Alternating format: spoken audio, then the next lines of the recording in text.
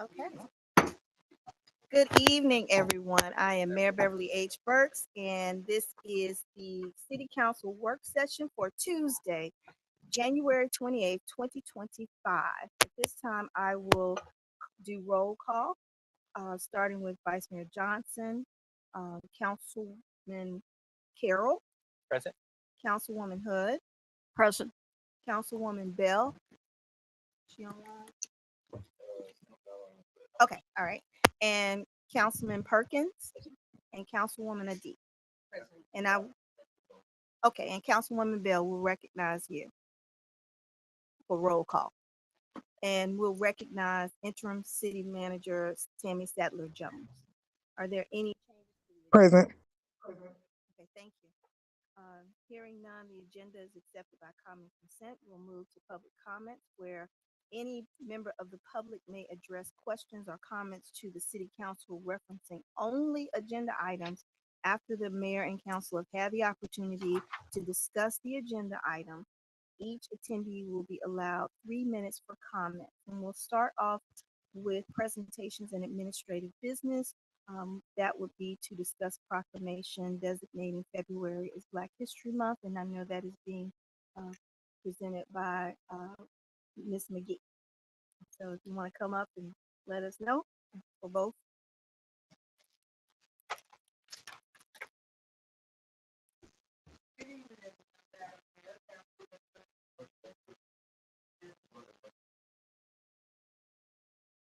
Is it on?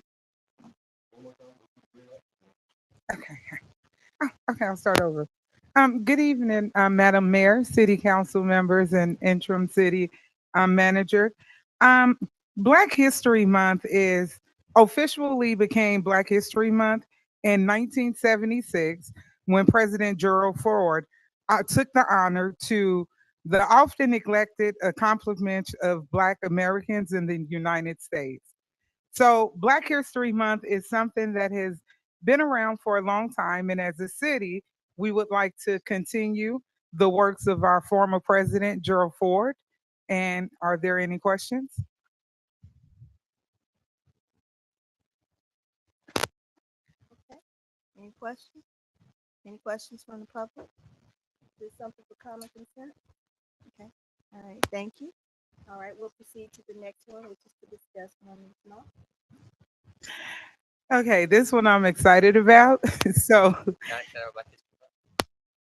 well, I'm excited about it all, but it's just something about Women History Month that just really do something for me, a Councilman Carol. So, the theme for this year's Women History Month is moving forward. And the idea is for each one to pretty much teach one.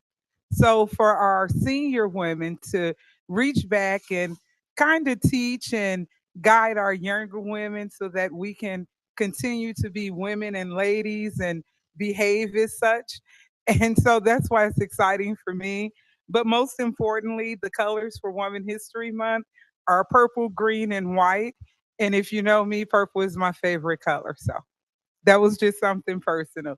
So this was a recognition that started in 1980 by President Jimmy Carter, and it started off as Women Week for the week of March 8th. Then again in 1987, it officially became Women's Month. And every president since 1987 has signed a resolution recognizing the month of March is Women History Month. And what's also great about that is that's my birthday month. So, are there any questions?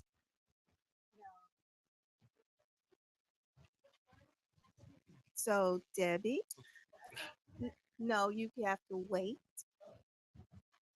And if you want to, you have to do it. So we're not going to do the outburst. All right. Council, do you have any questions? I think the only other thing is we have on there the 24th. So just make sure to update it on the bottom where Yes, ma'am. And Women History, this is for February 25th.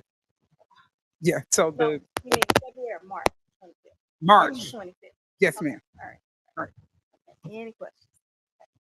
Anything from the public? Nothing from the public? You can ask a question, you go up. No, Debbie. If you would Nothing's like to changed. go right up there, you can. Well, then let's just keep it going. All right, with that consent agenda. Okay. Yes. All right. Thank you all. We'll then move to the next item, which is to present the Georgia Environmental Protection Division Stormwater Management Plan documents submitted by staff every 5 years. And that's Mr. Kaiser. This would be, good evening, Madam Mayor, members of council. This would be your most exciting agenda item tonight. I'm excited. I am sure you will. You'll enjoy every bit of this. So every government is responsible to manage its stormwater municipal discharge. Every 5 years, there's a required update of every government to submit a stormwater management plan. That management plan is the guidebook for our annual stormwater permits, MS4 permits that we submit to EPD by June of every year. All I wanted to do is go through, not the entire list, but these are all the things that we all share in, meaning my company, ISC, and Public Works. We all have different roles with all these different aspects because not one person or one organization can do everything unless you're a very large government, like Gwinnett County. And so what I wanted to mention is just go through these real quick so that you have a little bit of flavor of kind of things that go on a daily basis in the city. And I truly mean that. It's just not replacing stormwater culverts that fail. It is things such as mapping of all new stormwater lines as new development comes on board. It is erosion and sedimentation control. It is illicit discharges. If there is a sanitary sewer leak someplace, we have to document that and file it with our return every year to EPD, as well as notify DeKalb County. It is things such as floodway management. It is pesticide applications. Anybody that uses herbicides, pesticides, herbicides, or any kind of chemical that's ever used in the city, we have to keep track of that as well. We have to go out and inspect the end of pipes. We have to inspect creeks. We have to be sure that every development that we require a detention pond on or an underground detention pond, we have to require them to do annual maintenance of those structures. And they have to report to us what was done. And if they don't report to us, then code compliance issues warnings and citations. It is the city also doing the same things that we require developers to do, such as all the bioswales, bioretentions, the underground vault we have in the Methodist parking lot along Rogers Street. You may not know that, but at the outfall of that parking lot, we did that for the sole purpose of stormwater quality. And so there's a list of things here, a litany of everything, training. So I'm not going to go through all of it. There's like 50 of them, but I just wanted to give you a feel that this is not a 2 or 3 day event throughout the year. It is every single day, tracking everything. So that's all I have for that. Thank you for that, and thank you for everything you're doing with our public works for our city. So we appreciate that. Council, did you have any questions? And I know that we're, in terms of education, we're going to have our river cleanup in March. Is that correct? Rivers Alive, correct. Right, okay. Yep. So we're working with Ratanja on the communication outreach. Before we would place that event throughout the city on banners, hand out documents, right, to business owners, and also put it on the website. I think with Ratanja's help, we'll be able to have a larger audience to work with. And so instead of maybe guessing we might have 5 or 10 people, hopefully we'll have 30 or 40. And that event will be along South Fork Peachtree Creek as well. And we're going to have the backup date because usually. We always do. Okay. So, but no, any questions from the council? No? Okay. Any questions from the community? So this one is just merely to discuss, no action is required. Is that correct, Mr. Kaiser? Yes, ma'am. Okay, all right. So we don't have to do anything for next week. Thank you. So we'll move to the next item, which is old business, and that is to discuss a resolution authorizing a contract renewal for the use of meeting space agreement with the Clarkston Community Center venue rentals in the amount of $15,000 to be funded out of the general fund. And again, we'll make sure in terms of any time we spend on these types of items, not to exceed 20 minutes. Hopefully we won't have that long, but we'll move to council, to interim city manager Jones. Thank you, Mayor. Good evening, everyone. This particular item was deferred from last month, and the city, we allocated in our adopted fiscal year 2025 budget $15,000 for the city to utilize the Clarkston Community Center for meetings and other special events.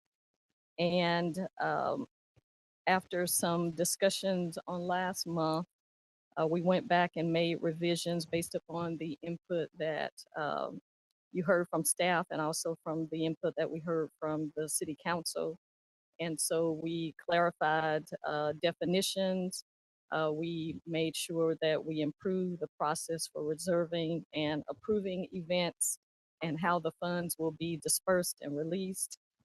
We also strengthened the section on the cancellations. And we, again, discuss prioritizations and proportional guidelines concerning the funding. Sammy at the Community Center has reviewed this document and he is in approval or in agreement with the city. Our city attorney has reviewed it as well. Therefore, staff recommends approval. Okay. At this time, council, do you have any additional questions? Yes, Councilman Perkins. Thank you, Madam Mayor. Thank you, Ms. Jones, for the work that y'all put into this and answering some of the questions that I asked for clarification on. I did have one additional thing. I think y'all addressed 95% of the questions I had in item 1D, where it talks about bona fide 501c3 organizations. I'm not sure if we would want to clarify as a council, not just that they are nonprofits, but also whether or not they've been operating in the city for a certain amount of time, or wanting to set it up to where someone could come in and, you know, maybe they've never even touched Clarkston, they just do it as an event. I guess the concern there would be if somebody just used it as a promotional event, maybe it has value to the city or to our constituents, maybe it doesn't. But that would be my only question, if we would want our staff to maybe put some additional guidelines around that, just to make sure that, you know, it isn't a free for all. If you desire to, the will of the council, we can make it consistent with what we have for our grants application. And that is that a nonprofit has to be in existence for at least 3 years. Okay. I was thinking more making sure that it's been operating in this city. It's a little harder, I think, to administrate, you know, to do that. So we can Oh, so you mean within our city limits? within our city limits, just to make sure that that's, you know, the money that we're allocating for it, that's, you know, paid by our constituents, is kind of going back to the community. So I don't think we have to get too crazy with it. We're just adding a check there. I'm fine with it as is if my colleagues, you know, are okay with it, but I just wanted to bring that up. Yeah. Okay. I think we're good with that. Okay. Any other questions from the council? Hearing none, do we have any questions from the public? All right, with that, is this something that we can have as consent? Yes. Yes? Yeah? Mayor, I do want to make you aware that Sammy is online. Okay. in So I case think we're, Sammy, I think if you're good, we're good.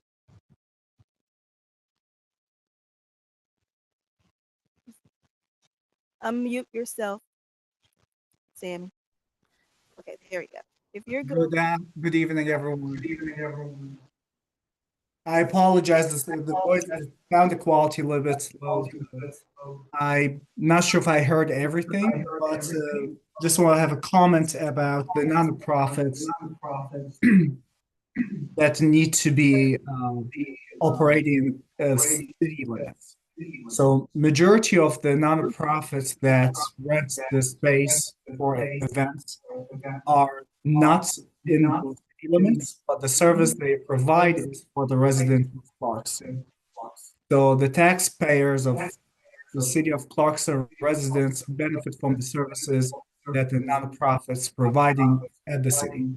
So technically, the nonprofits, they don't profit anything from providing services at the city, but the resident does.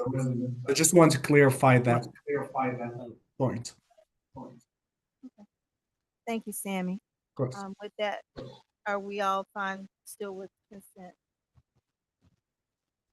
Well, we're past that point, Dean. Well, the point is that No, these no. microphones are not coming out of the speakers. Now, anything else? Okay. We'll go ahead and put this on consent. All right.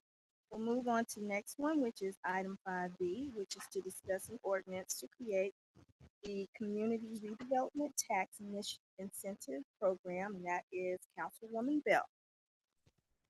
Thank you, Madam Mayor. Hi, everybody. I'm not on because I just had surgery, but I am here.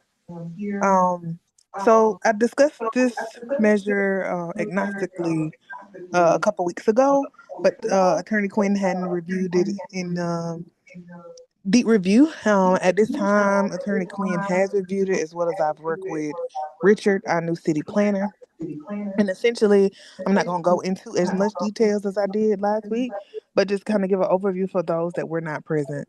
The whole purpose of this measure is to address the deplorable housing units and properties in Clarkston, to encourage the property property owners, to maintain their properties and reduce ultimately the burden on the government services, but also the residents, as we have heard from them numerous times on the council about some of the horrible and horrific living conditions. This measure in itself will not have an impact on individuals with fixed incomes or those at single family detached. There's a process to even be identified as a blighted property that would be subject to this tax increase. And that is, it has to go through a written process of somebody identifying, writing a report and assessment, and then the city, quite frankly, has the last final say so. And then if there is a desire for a hearing, they can move forward to a court proceeding. The increase in the taxation would be by 10 times the millage rate that we currently have, that they will be taxed at annually. And those funds essentially will be used for some of the government services that we've used, also the cost for city programs to repair and quite frankly even demolish some of these unfit structures. If the entity complies with the programs and the guidelines, there's a remediation process which they can go back as it relates to reducing their millage rate or the tax that they pay for the city. But ultimately, the establishment of this tax incentive program is just to define blight and also have a process to identify and adequately address it through a process that is remedial. But also we want to illustrate that we're working with community members and not being punitive, but we do want to illustrate we're prioritizing individuals' public health, but also the public safety, everyone in the city of Clarkston. All right. Thank you, Councilwoman Bell. With that, are there any questions from the council? Yes, Councilwoman Hood. Yes, this was something that I had asked Councilmember Bell about earlier. This requires that, as written, it says all liens on the property must be cleared. And I was just wondering if that included any federal liens. Councilmember Hood. You want me to answer, or you want Attorney Quinn to answer? Mr. Quinn was about to okay, answer sorry. Okay, no problem. And if there's anything else you want to make sure we're aware of as it relates to this too, go ahead, Mr. Quinn. Sure. Thank you, Madam Mayor. The ordinance text states that, and so what we're talking about is once a property has been determined to be blighted, and then the steps that they take in connection with remediating the blight to remove the penalty millage and enact the lower millage incentive. One of the requirements there is that all governmental liens be satisfied. So if the federal government puts a lien on one of these properties, then they are a government. And yes, I think that would need to be paid off. I haven't seen a federal lien on real property, but if that happened, I think it would apply. Thank you. Oh, and the other item or detail that I wanted to mention, this program is authorized under a constitutional amendment that was adopted in 2002. And it includes as a limitation on this power that the blight status and additional millage cannot be applied to any property which is used as a primary residence by one or more persons. So if it is occupied in a residential way, we wouldn't be able to apply this to that property. Yes, Vice Mayor Johnson. Thank you, Mr. Quinn. With that being said, is there a need for this here? Because we don't have a lot of abandoned houses or anything like that. So do you see a need for this? Well, I mean, I haven't done a survey of all the properties in Clarkston. I guess the way I see it is like a tool in the toolbox that it may be useful, or if not, there's sort of I don't really see any negatives about having it on the books. I guess that's how I would view it. Yes, Councilwoman Hood. You're not, put your mic on. Bonds. So I've read that the residentially occupied houses are exempt from this. That would that include multifamily? So I did some research on that, anticipating that exact question. And there is no case interpreting this in Georgia and no source that I could find to clarify. The term that is used in the Constitution is dwelling house used as a primary residence by one or more persons. So the definition of dwelling house based on some dictionaries included apartment houses. It's a bit of an open question. I think that I can't give a certainty on my answer because, as I said, the sources that I looked to for a legal answer were silent. But I would lean towards interpreting the constitutional provision to prohibit this at a occupied multifamily property. Thank One you. last question. Yes. So just so that I understand, so if we have property in the city that we feel are blighted, but they are occupied, this will not affect them. I don't think that this particular ordinance would apply, but I'll just mention that interim city manager Jones asked me to produce a memo, and I'm working on that along with my colleagues at my firm that will give a whole list of the various tools that either are or can be in our toolbox to use against properties like that are a problem. And I think that it's going to depend on the exact situation, which one is the best for a given situation. And this one would be more for abandoned property than occupied property. Of course, you can imagine a situation where at a particular apartment complex, for whatever reason, part of it becomes unoccupied. And then this would be a useful tool to disincentivize just leaving the derelict structure there and to incentivize redeveloping it. Yeah, Councilwoman Adu. Are there any cities in Georgia that adopted this ordinance and succeeded in doing that? And the second is, what negatives can we expect to get from this ordinance? Great questions. I can report for sure that many Georgia cities have adopted this ordinance or a similar one since 2002. As far as what kind of success they've experienced, I haven't spoken to anyone from those other cities.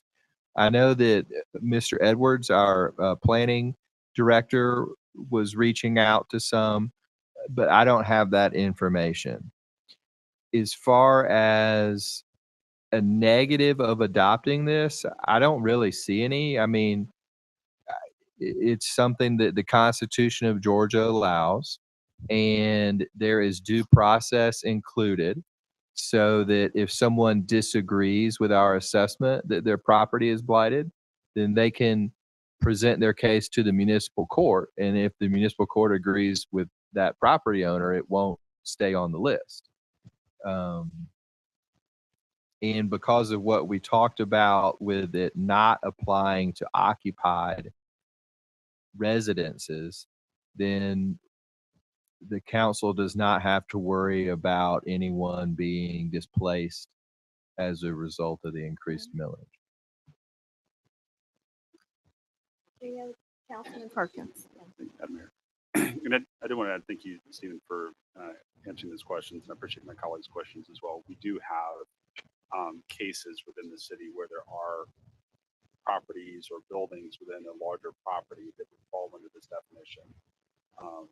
I won't name names, but there are a couple of cases right off the top of my head where I think this would apply. You could use this just to incentivize, certain property owners to clean up the broader community for other residents that are in close proximity to some of those blighted properties. And so I think Vice Mayor Johnson, you asked that question. I think it's a good one. I think there are already use cases for this with situations that we've been dealing with over the last year as well that have become pretty serious.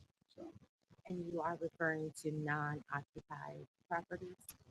yes, there are non-occupied properties where some of them are burned out. There's a couple of apartment complexes, at least one. I won't say a couple of them. I know at least one, but there's a burnt out building that's stayed abandoned. The buildings around it are occupied. It's resulted in a lot of issues there. I know there's probably some individual homes as well that are unoccupied. I have to then come with a list, to go through it line by line. But there are cases already for this would be applicable in our municipality. To that point, if it's a multi-family dwelling and there may be one that is burnt, does that apply to the entire? Yeah, it's going to be tricky. So the way this works is a different millage is applied, and that works at the parcel level. So we would have to get out the tax parcel map, locate the occupied structures and the unoccupied structures, see if they're on different parcels.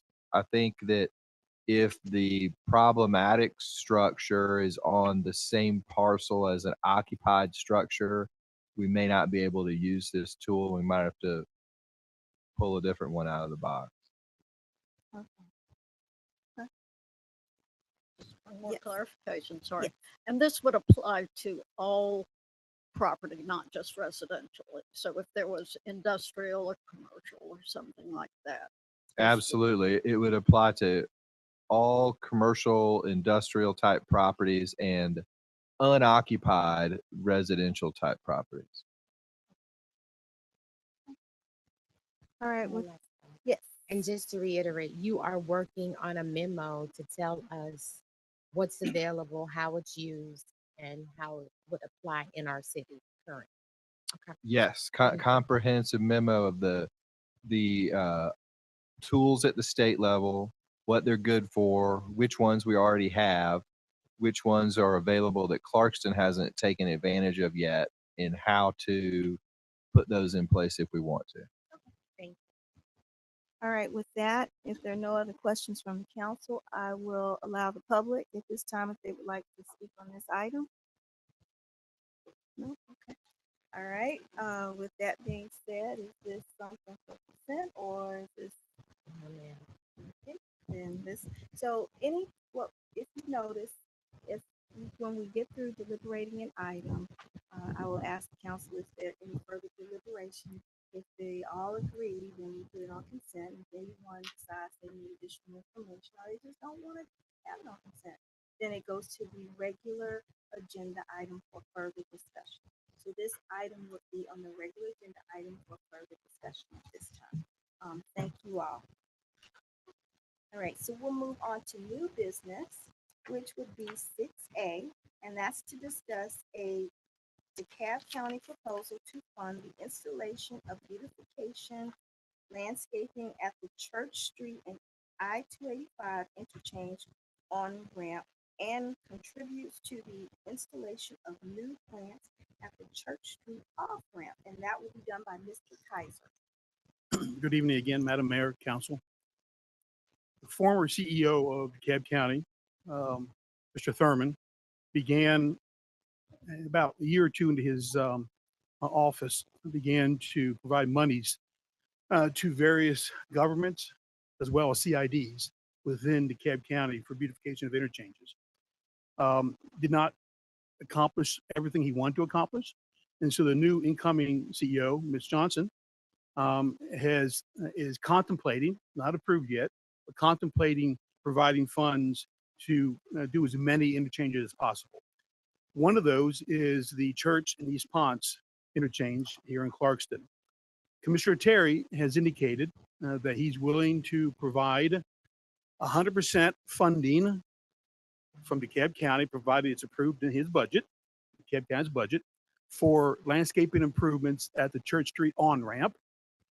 A design is included. The work would be done by Russell Landscaping. Russell Landscaping is DeKalb County's annual contractor for maintenance, just like they are for us here in Clarkston. He's also willing to provide $10,000 to the city of Clarkston for supplemental planting on the off-ramp at Church Street. As you know, there's been a number of plants that have died off over the years, so he's willing to do that. In exchange for that, he would want the city of Clarkston to maintain the Church Street on-ramp new landscaping. The cost is about $30,000 a year. Right? That's just based upon what Russell was doing on the off-ramp right now. He also would ask that we continue to maintain the new landscaping I should say the supplemental landscaping for the off-ramp at Church Street. He also asked that we do the Georgia DOT encroachment permit for work on the on-ramp at Church Street on the 285. It's a GIA process for permitting. We've done it before on the on-ramp. And so that is what he has offered to the city. He is also providing an unincorporated DeKalb County, the East Ponce off-ramp. He's also going to provide, offer, or incorporate into his budget, the DeKalb County Board of Commissioners, the funding of installation of landscaping at a cost of about $250,000 for that off-ramp work as well, which is not in the city, but it does provide the city with that three-corner beautification look that we would have. Nothing on the on-ramp at East Ponce because it's all concrete.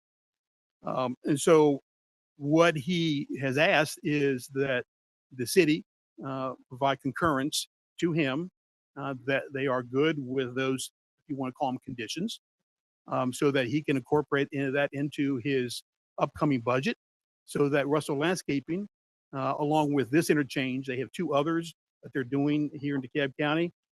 They begin the work here in the spring at all three interchanges. And so, so that's the proposal. And that's it. Thank you. And for the funding of that, could that be something that comes out of our SPOS too? No. Okay. It's a general fund. Okay. There is no SPOS money for beautification that I remember in our budget for SPOS 2. Okay. All right. And I have a question, in relation to the proposed beautification from the former CEO. How does this measure up? He's just basically taking the baton and running with it. It's the same project. Yeah. So Commissioner Terry, so the CEO Johnson, in the budget coming up, I suspect all the commissioners, to some degree, maybe not all, but whoever has interchanges in their district, will very likely be asking for funding for beautification in their districts. I don't know that for sure, but that's my suspicion. Just so happens that Terry represents this area as well in his super district. And so he would like to do the same thing in terms of a funding allocation out of his budget. And a side note to this, he also inquired about the 78 at Brockett interchange. And that's not part of this proposal, but he would like for the city of Tucker and the city of Clarkston at some point in the future, and it's not for voting tonight, just a side comment, fund that work. He is willing to also participate in that at some point in the future, provided the two governments can agree to whatever landscaping would be installed there. All right, any other questions? And so Interim City Manager Jones, that would be something that from a budget perspective would come out of our general fund. And so, Mr. Kaiser, when do you anticipate us knowing if this will move forward? By March. By March, okay, all right. Okay, council, do you have any further discussion on this item? And what do you need from us tonight? Just a concurrence? As Mr. Quinn and I and Interim City Manager discussed, I think just a concurrence, a vote, that you would agree to these conditions, and then an email or a letter from you is all he would need to move forward. Okay, all right, with that being said, Councilwoman Hood. Just to clarify, we're talking about a total increase in cost of 60,000 a year to come out of our general fund, and we do have that money available in our general fund. I'm looking at the finance director who is smiling. So we have to give her.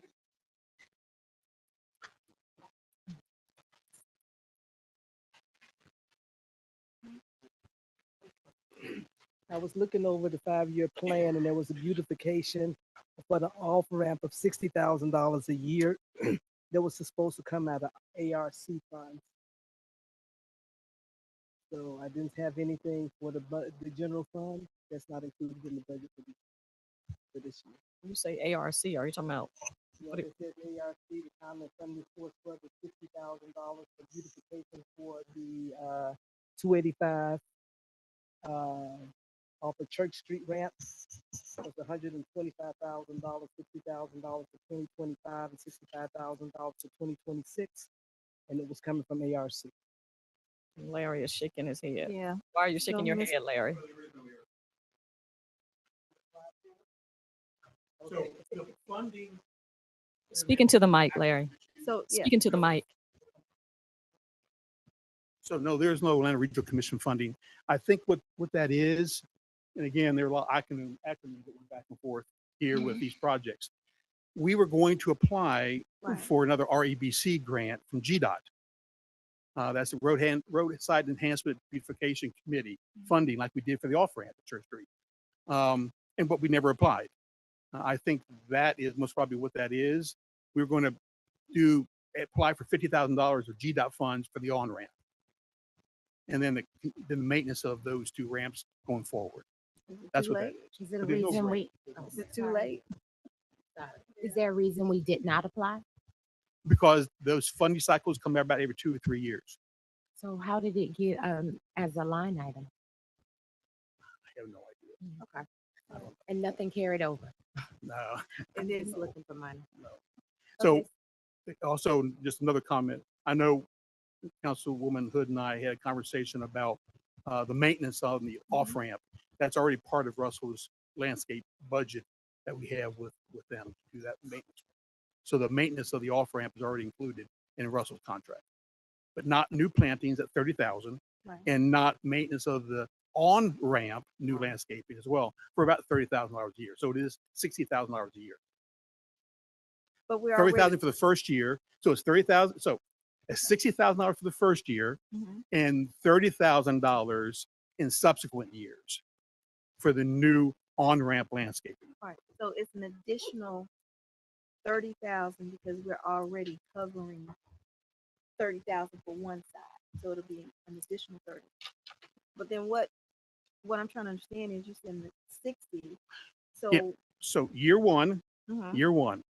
first year that goes in, we have to supplement the landscaping on the on-ramp minus his $10,000. So it's really $20,000 to supplement the off-ramp landscaping.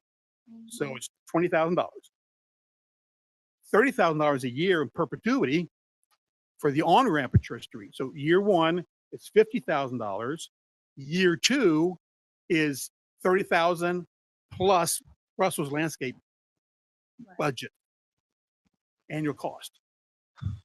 Well, that sounds nice, but I don't think we, from a budget perspective, are prepared for this.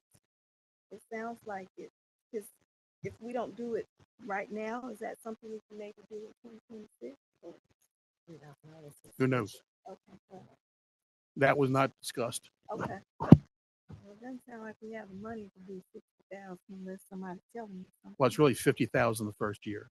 Yeah. 50,000. Okay. Oh. Well, that's nice. Councilman Nice Perkins. gesture. And in reality, also think about it. Also, I'm just thinking about the timing of this. So installation goes in March. Let me just think about this. So goes in March. Maintenance would not start until sometime in the summer. So it's not a full year cost.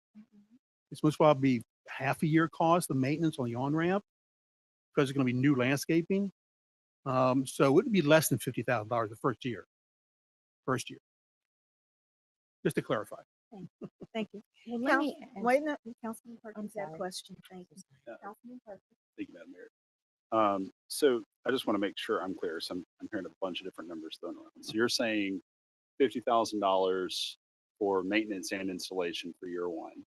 Mhm. And then after that would be an additional $30,000 to the $30,000 we're already paying Russell Landscaping. So to total $60,000 for ongoing maintenance. Yes. So no. Okay. So no. First year, it's $30,000 for the maintenance on the on-ramp. Mhm. And something less than 30,000 because it won't be a full year, okay, of maintenance. Plus 20,000 for the supplemental landscaping for the off-ramp at church. So that's 50,000 or less first year. Gotcha. And you're using Subsequent years, it's $30,000 added on to the existing Russell landscape contract that we have. So then my question then, because I appreciate Councilman Hood's questions that she forwarded to the council on this. If my understanding is we already have a contract for $30,000. I have that right in front of me. It's already part of Russell's landscaping budget. Okay, and it's already covering half of that. I'm trying to understand why it's in it. Basically, we're doubling the contract when they have a number of other like mowing and there's weed control. There's a lot of other maintenance, like edging and things like that throughout the rest of the city. Is that just sort of general estimate, just trying to highball it, or So I'm trying to highball the cost of additional maintenance for the new landscaping to be added to Russell Landscape's annual contract with the city. Because the off-ramp man's landscape is already part of their contract.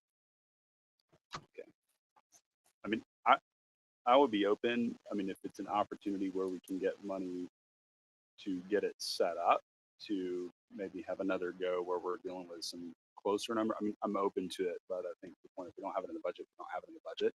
So if we can make the numbers work, and this is sort of an opportunity that's out there that we wouldn't have money for otherwise, I think it would be great to have more than a giant billboard sort of being, the entry, as much as I love lighthouses, raise your hand if you've had your retinas burned out, coming in late at night. But so I would be open to it. I mean, I would say defer the rest of y'all as well, to exploring it with cautiously, depending on kind of how the numbers work out. Right. Council, Vice Mayor Johnson and Councilwoman Hood. No, I'm gonna ask my question over in case I didn't ask the right question. When you started, you stated that the former CEO may select or designate money to cities for beautification. Mhm. But in the not waiting on her decision, Mr. Terry has agreed to do something, right? Now, in the event that we are selected by the former CEO, I mean, the current CEO, who takes care of these maintenance, the maintenance? If she just says, I'll give you $60,000 for on and off ramp beautification, who manages that at that point? Is that the county or is that still an obligation of the city? So it's the city's responsibility to maintain the on-ramp at Church Street. Gotcha. If she comes in, let's say Ted Terry comes back and says, well, we can only fund, half the budget for the landscaping, the city has to fund the other half, the new landscaping. Well, obviously that voids the agreement, right? The written agreement.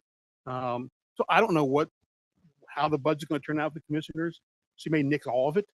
I mean, who knows? We don't really know. This is just putting you in the position in the event that the new CEO says, yes, we will give the city $125,000 for the landscaping to be installed by the county, by Russell Landscaping.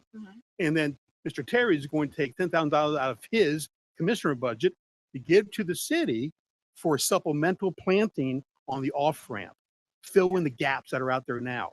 So the cost to fill in the gaps is $30,000, take $10,000 away from that.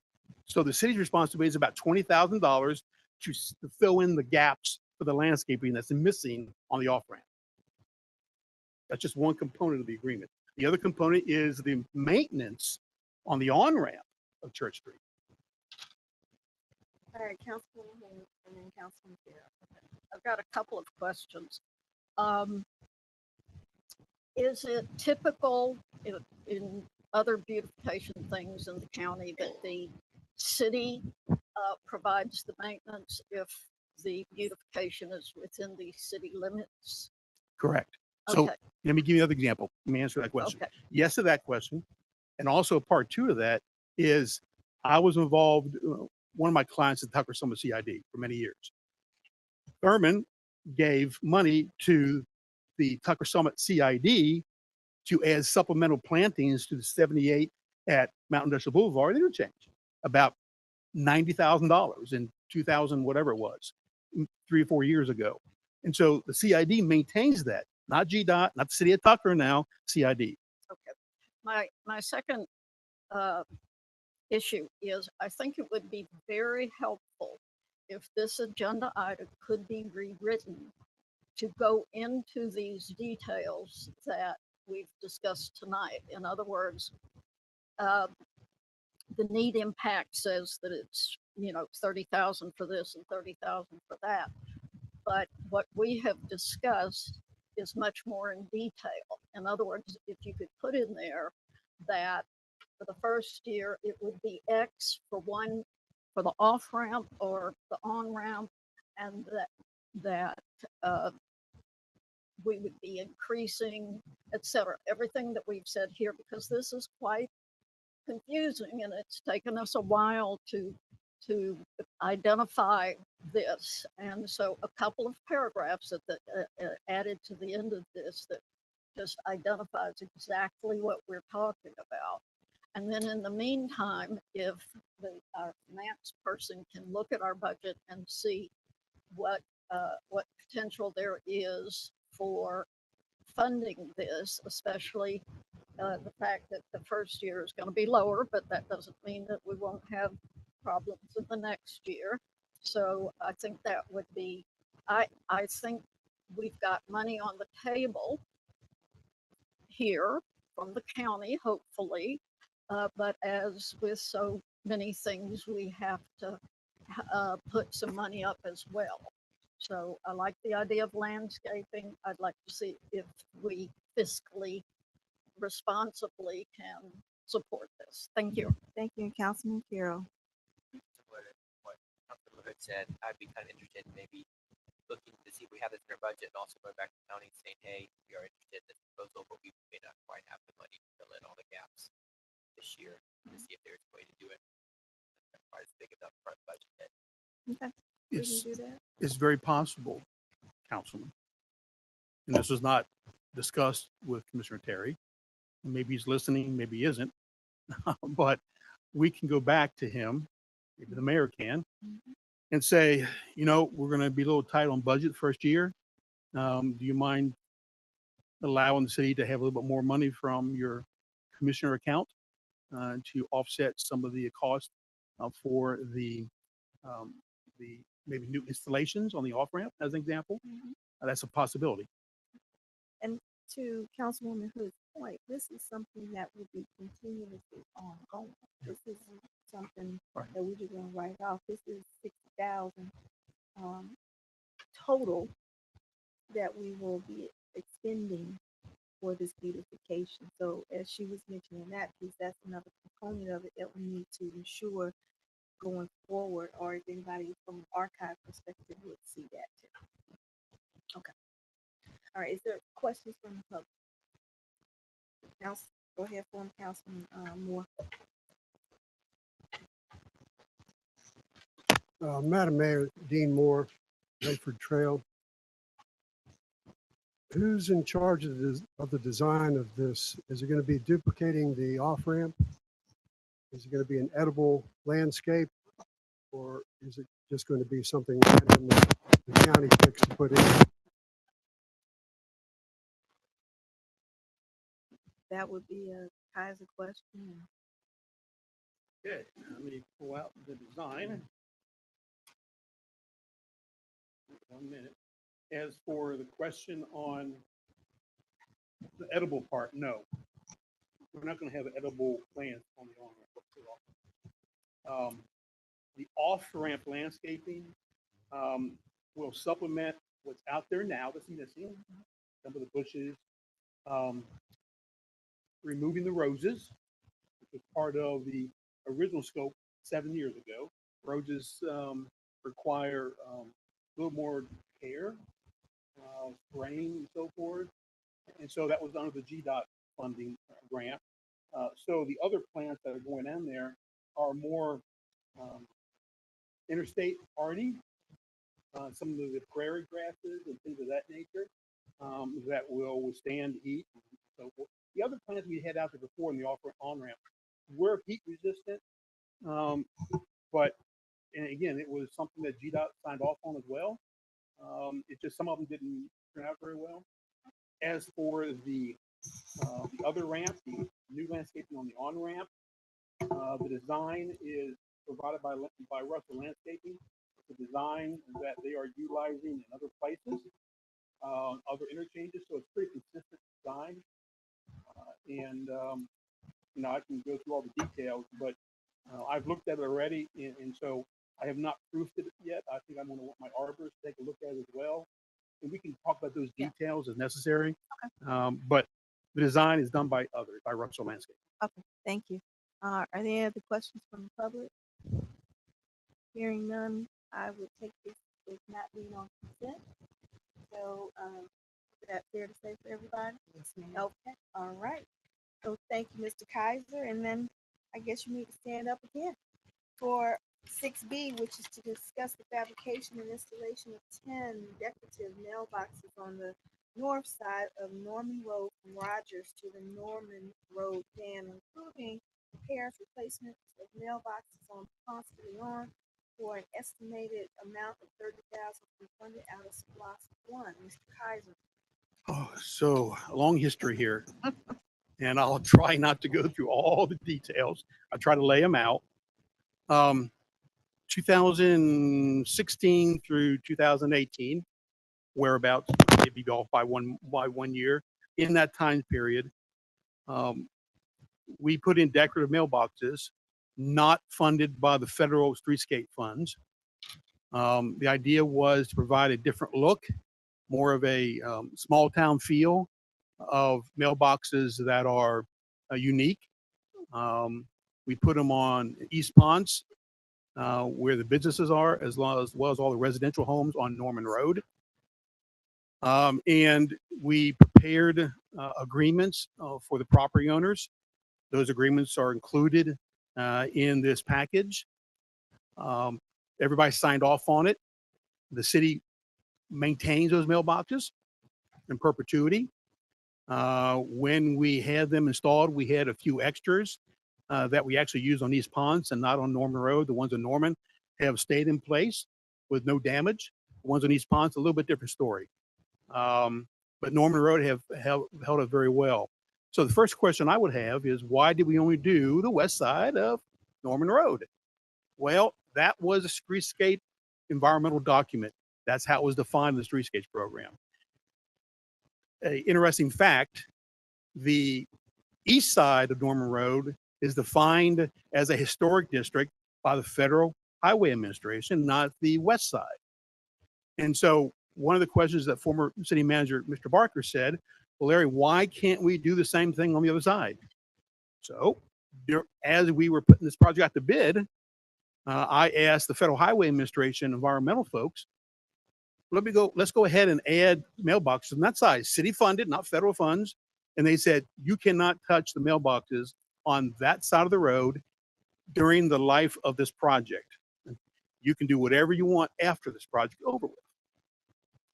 And so not only that, we received I asked environmental folks to give me a quote way back in 2016, what it would take to modify the environmental document for the Streetscapes project, $30,000, and this is 2016. Just to even for the feds to even consider the opportunity and possibility of putting mailboxes on the east side. So we dropped it.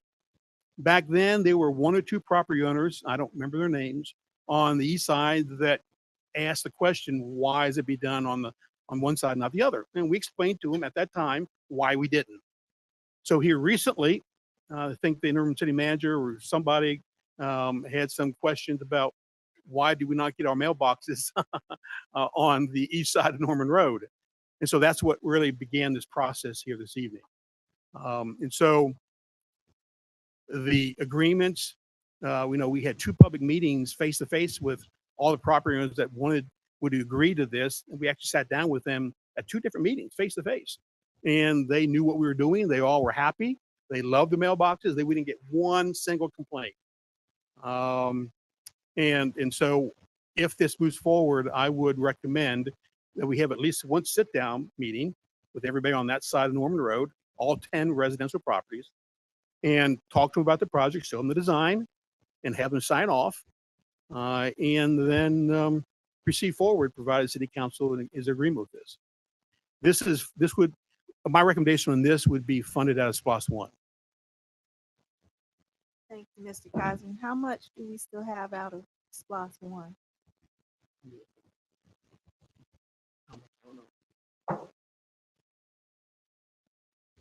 And is it gonna take away from anything we already designated in SPLOST 1? No, it's not going to take away. We don't have the exact number. We're still working with the invoices that came in. So we're working on that. We got the meeting to discuss this. We're putting invoices now.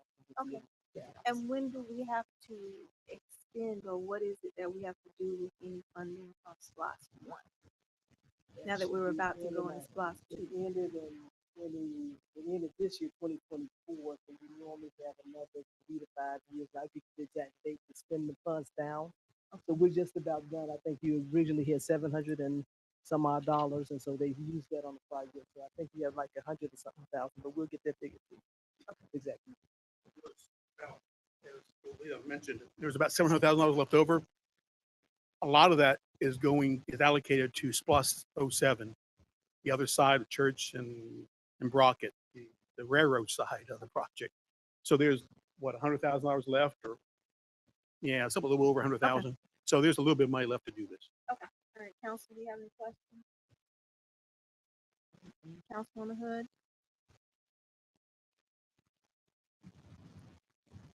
We're really gonna replace these mailboxes forever? Was that a part of the original landscaping? I saw that it's in the agreement, but does it make sense for us to have a sunset provision on this? No. Because the whole idea of having consistent design, installation, construction, fabrication is to have it consistent all the time. If you leave it up to the homeowners, here's what's gonna happen. If one of them go down on Norman Road 2 years from now, and there's a sunset, the city says we're not going to do this after this year, you know what's going to go back in place. the Home Depot mailbox. How much are these mailboxes to replace and do Each we one have? of them, yeah, the granite base, the installation, the fabrication, runs about $1,500 each one. You take whatever my estimate was divided by 10. So whatever that number is. It was 900 and something in 2016. It's now like $1,500. And again, we had no issues with Norman Road mailboxes since 2016. We had one knocked down the first day we put them up, but that contractor replaced that. Thank you. And Vice Mayor Johnson. Are we able to use any of the existing granite that the city has? No, It's a different yeah, quality. yeah, Okay. it's different granite. Yeah. Thank you. Anything else from the council? Okay. From the public? If you'd like to come up, state your name. My name is Harry Kendricks, a resident of Clarkston for 20 plus years. We're talking about these mailboxes. I want to be sure. The brick mason kind of like the ones across the street. So that's responsibility on. Yes. Okay. Those have constantly been a problem with people walking, even for myself and riding bicycles, because people have been driving through there and knocking those mailboxes down, running into them and backing out of the facilities that they be visiting. So these things need to be taken into account how it's going to look, because a lot of the businesses are not here over the weekend, and we have to endure that debris and possible accidents of our kids getting hurt. So it's a lot of things that need to be considered with those type of mailboxes and how they're going to be continually done, because the owner shouldn't have to take that responsibility. If it's a community grant or whatever type of grant it is, it should be able to accommodate forever. If not, then they need to modify it to better help the citizens and the businesses here, not to line some other project pocket. Thank you.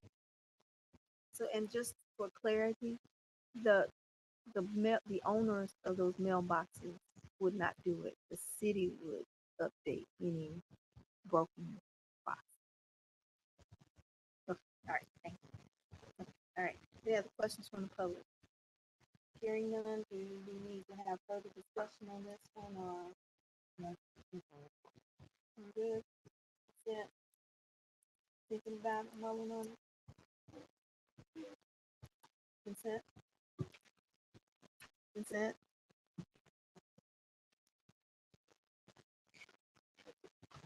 Councilwoman Bell? You okay? Okay, thank you. Thank you. All right, then I'm just staying up here forever, Mr. Kyle.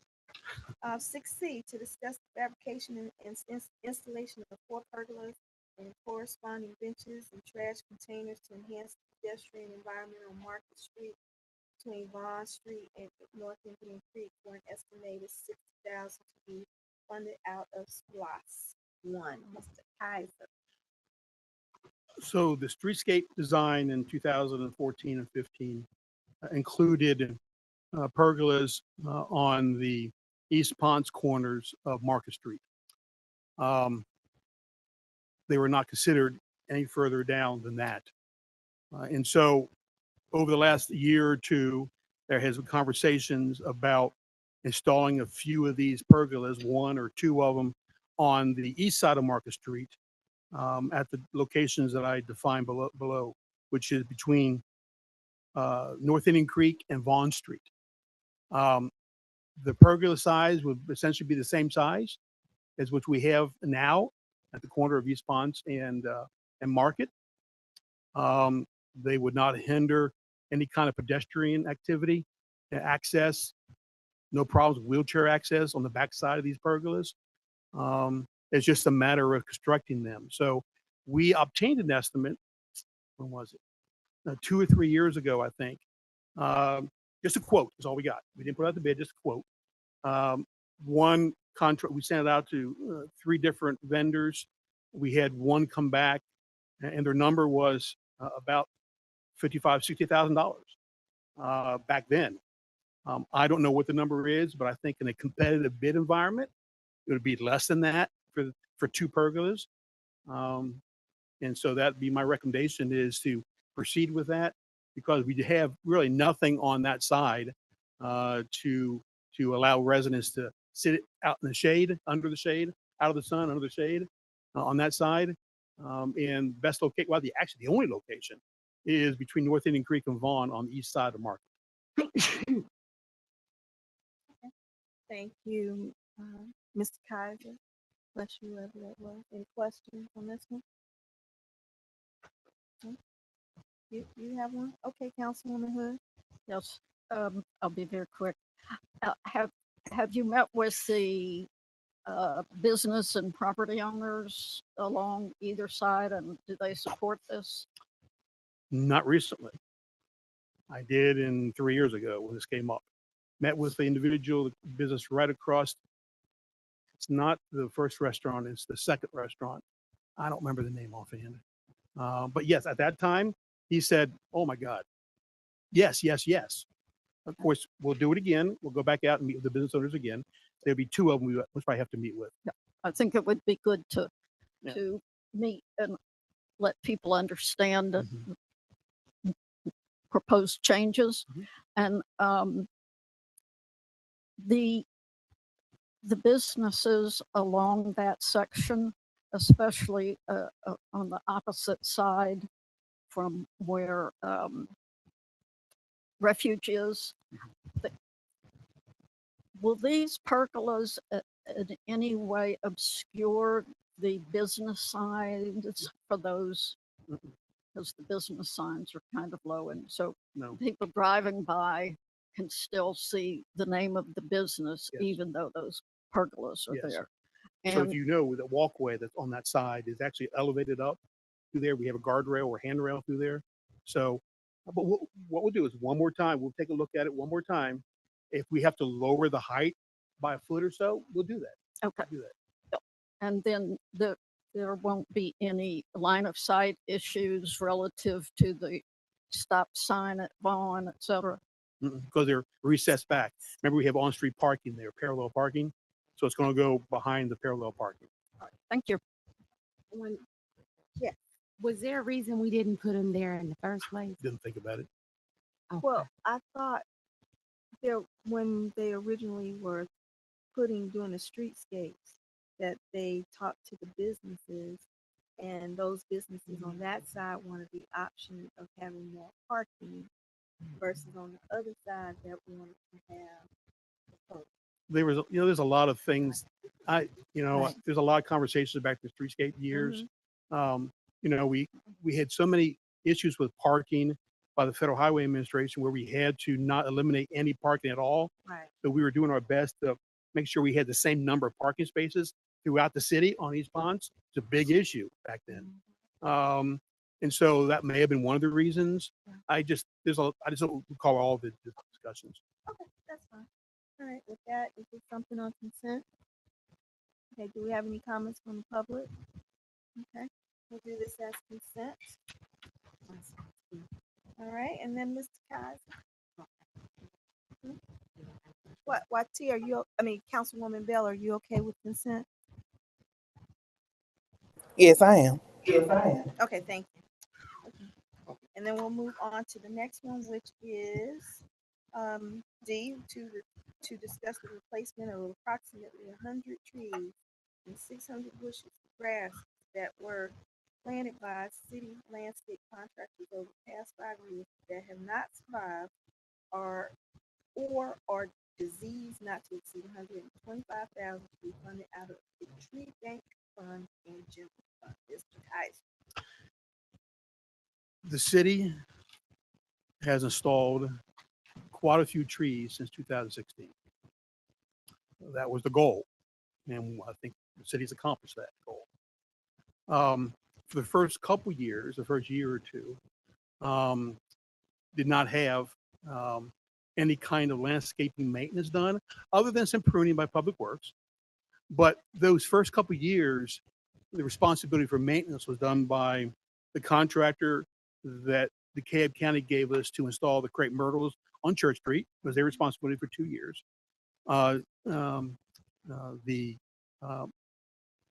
Trees Atlanta, when they installed their trees, they had a responsibility for maintenance for 2 years. And so we had maintenance done for the first couple years for the new trees. The streetscape trees along East Ponds and Norman Road, I added a 2-year warranty period in the streetscape budget, the bid package. So the contractor had to replace any trees within a 2-year period of time. So that took us up to that 3rd year where there were a few more trees that died in the 2nd year. So the contractor was not happy, but he came in and replaced more trees in 2023 under that same old warranty. So we had a number of trees replaced then, most probably about 15 or 20 trees and bushes. And so then we hired Russell Landscaping. Russell Landscaping's responsibility is to prune trees, take care of the tree wells, and remove a lot of the ant farms and all the other ant infestations that occur in tree wells over time because of loose soil. And so they take care of that as part of their contract. So the trees that we are replacing and the bushes is a accumulation effect over 5 years of trees that just did not survive. It's always going to be a percentage. If you talk to a landscape arborist, they're going to tell you that about 5 to 10% of the trees installed, until they get to some level of maturity, maybe it's 5 years, maybe it's 10 years, you're going to have die off. You're going to have die off. There's nothing you can do about it. And so the maintenance is actually being done over the last 2 years by Russell Landscaping, and provided that Russell or a comparable contractor is hired to continue that maintenance, you're going to have less and less trees every couple of years. They have to be replaced. This is the first gumped pile of trees and bushes that have to be replaced. There's some areas that they have been destroyed, trees from car accidents along East Ponds. I'm happy to say that once we put the airfield strip of lighting down East Ponds, we've had no accidents on East Ponds. It looks kind of strange at night, but it works. So I think this is going to handle it for a number of years. And again, I don't suspect we're going to have this quantity in 4 to 5 years from now. I really don't, not at all, actually. So the estimate that I put in there was based upon a quote that I received from Russell Landscaping about 6 months ago. I just asked them, what did we cost to do this, guys? They gave me a quote. And their quote was $125,000. Then they said they'll give the city a discount down to $110,000. And so then I told them, well, thank you for the discount, but we have to put out the bid. And so that's where we are. And so how much, so everyone understands, do we have in the tree bank?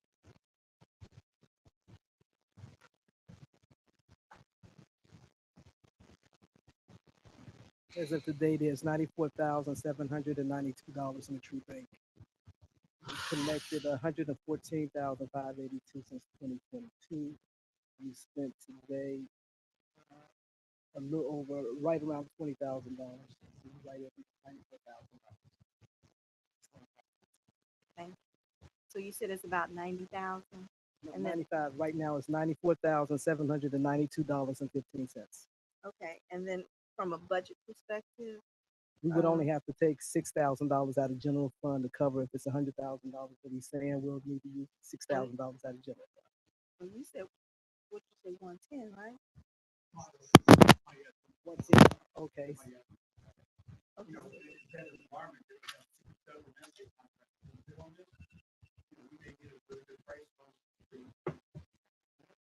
And I'm understanding that this has already been budgeted. Is it in the budget or not? It's in the budget and it's under your 5-year plan. It's $125,000 that was budgeted and it was covered from the tree fund. We expected some additional revenues to come in from another developer. Okay. All right. Thank you all. Any other questions? Councilwoman Hood? I'm concerned about the city spending money to install 100 trees and 600 bushes without doing a better job with maintaining all of these. I understand that there's natural die-off and that sort of thing, and that we can put a warranty in there, but this is a lot. This is a big loss, and it concerns me that we have this situation. So, you know, what is the role of the city staff, if any, in maintaining these, fertilizing them, trimming them, whatever is required to keep these going? So there were like 4 phases of tree installations, maybe 5 phases. Oh, this is 2017, 2018. Phase 1 was all the crepe myrtles along Church Street. We asked the DeKalb County Clean and Beautiful if they would please provide us with trees, crepe myrtles along Church from Market to East Ponce. They agreed. We were the first and last city they put funding in from their tree bank program. Okay, so we're very fortunate they have that done. Those are maintained and they're doing quite well. They're hardy trees, crepe myrtles, as we all know. The second phase of installations, let me back up. First phase was streetscapes. All the trees along East Ponce and Norman Road. Those have been warranted. They've been maintained after the warranty expired. Been maintained by Russell Landscaping. No problems. Phase 2 was Church Street crepe myrtles. Phase 3 was Trees Atlanta trees on East Ponce from Market to the city limits of Tucker. About a third of those trees died after the first year. Had nothing to do with maintenance. Has a lot to do with what's underground. Trees Atlanta came back in after much persistence and replaced all the ones that died. We have most probably about another 20 that have died along that section of East Ponce. And we are believing that we need a different type of tree to be able to grow in that harsh environment.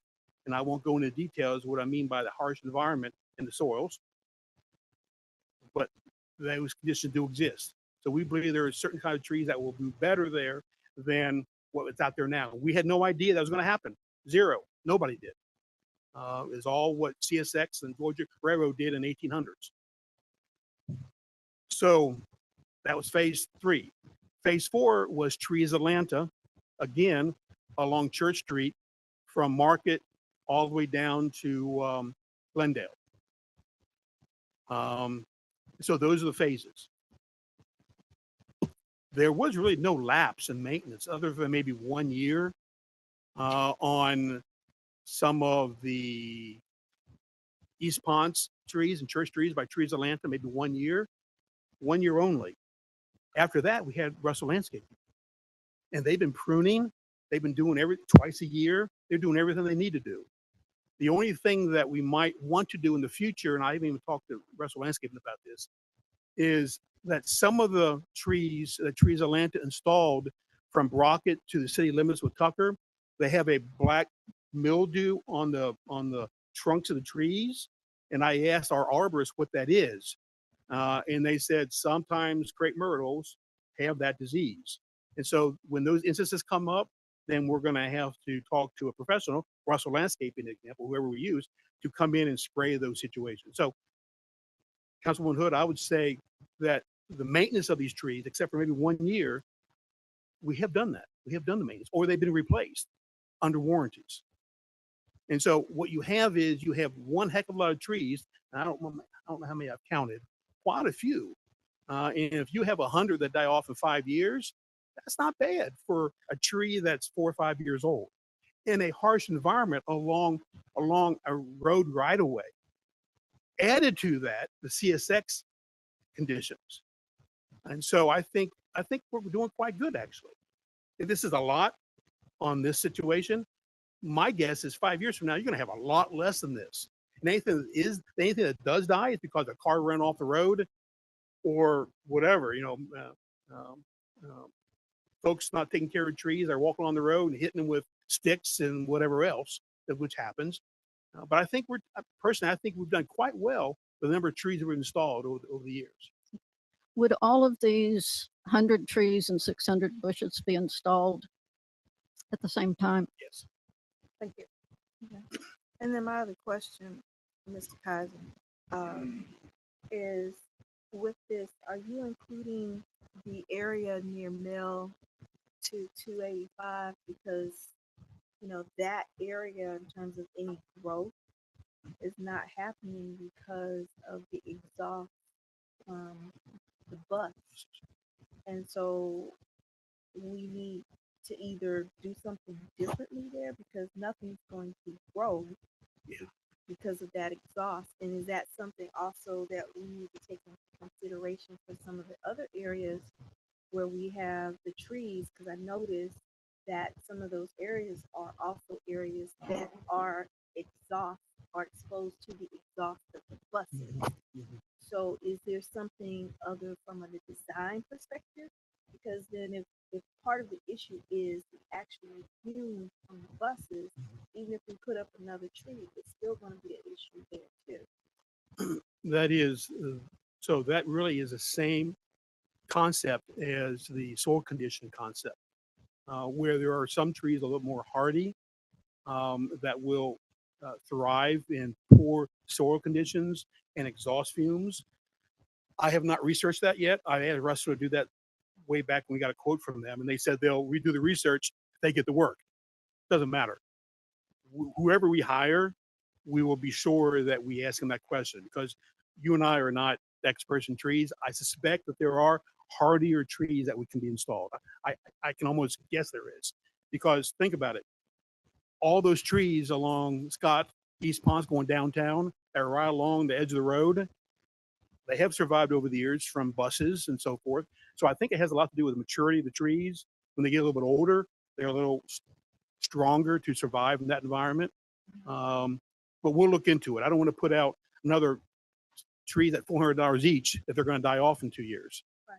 But to that point, you said bushes too. And so that's what I'm saying. Some of those bushes that are there aren't there anymore because of the exhaust, whether it's a MARTA bus, the school buses, all of those play into account in terms of causing the tree to die off. So that's my concern, is that if we turn around and put more money in bushes for areas that are known to have exhaust fumes that would cause them not to grow and potentially die, then we're wasting money there too. You're right. You'll notice that some of the bus stops that we have, and I haven't noticed that particular location, but I also noticed where we actually have the trees further back, those are all thriving, no issues. So. Vice Mayor Johnson? Okay. Okay. Any questions from the council at this time? All right, from the public? From the public? Okay. So at this time, what's the pleasure of council? We've already budgeted it, so.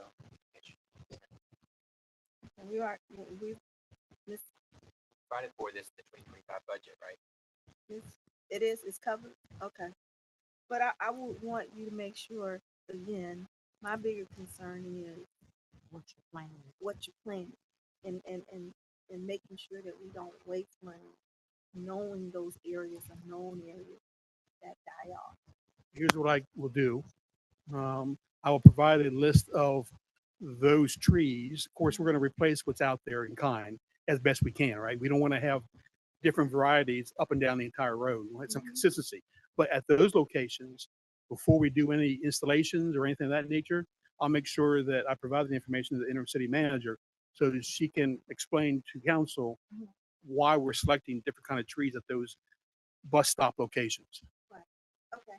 Because this is the thing, to that point, the ones that have been installed from Indian Creek down to 285 on the East Park side are a variety of trees.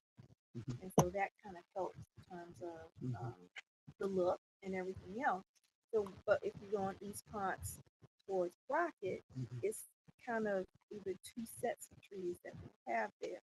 And so there's no tree, shrub, or something like that in terms of an overall landscape look, right? Yeah. So as part of that, is that something that we can look at making sure where we have those gaps, maybe have a similar look or feel that we have from the Indian Creek to 285? I mean, like we did on Church Street between Market and East Ponce, the crepe myrtles, where we have Yeah. bushes in between the crepe myrtles. Right. Yes, we can do that, and actually have it a little bit broken up in terms of the look, the visual character of the roadway, and the appearance of the road. So yes. So what I'll do is, as I provide the bid specs to procurement, and I'll have a layout, I will provide that layout to interim city manager that gives you that look of Church Street, that Church Street look. That makes sense. Okay. All right. Thank you all. Thank you. Okay. And then we will now, Mr. Edwards, we'll go to 6E, which is to discuss an ordinance to require inspection certificates for 100% of multifamily. Oh, no, we didn't. Consent? Is this consent for everybody? Did you want it on consent? Do you want? Do you want it? Do you want it on consent? No, that's the question. Do you want it on consent? Okay, it's Okay. on consent. It's on consent. And Councilwoman Bell, I just want to make sure. Yes, that's fine with me. Okay, all right, so that's on consent. Thank you, Councilman Carroll. And we'll move to E, which is to discuss an ordinance to require certificates, inspection certificates of 100% of multifamily residential units in connection with the annual business license renewal for such developments. And Mr. Edwards. All right, thank you, Mayor and Council. Yeah, so on this item right now, the city currently requires all of our multifamily apartment complexes to submit 50% of the units each year to encompass all 100% over 2 years.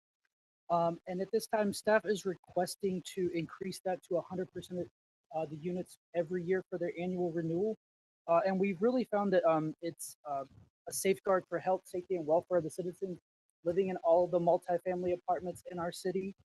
And in the staff report I provided you all, it looks like over half the cities in DeKalb County and DeKalb County itself requires 100% as well. So this wouldn't be anything out of the ordinary for municipalities in DeKalb County. And with that, staff is recommending approval. I'll take any questions. Okay, and I'll let Councilman Carroll on the. This is before you came to the council, but we did have a housing infrastructure committee meeting on this, and we discussed this in a lot of detail. And the conclusion of the housing infrastructure committee was essentially to leave it at 50% for the apartments that are in compliance. But if one of three things happen, either the apartments don't submit their inspection reports on time, they don't submit their business license application on time, or 20% or more of their units fail the inspection. And under that circumstance, one of the penalties would be that they would go to 100% inspections. And it would essentially be a burden that would be imposed upon the apartments that are not complying with existing rules. And the idea is not to impose that burden on apartments to comply, so essentially do a carrot and stick approach, because of course, as you increase inspections, you increase the cost of the apartments. We know that gets passed on to the residents for higher rent. So it's kind of a compromise approach. We're going to let apartments stay at 50% if they are willing to comply. If they don't comply, they go to 100%. That was the recommendation of the housing committee after a lot of discussion.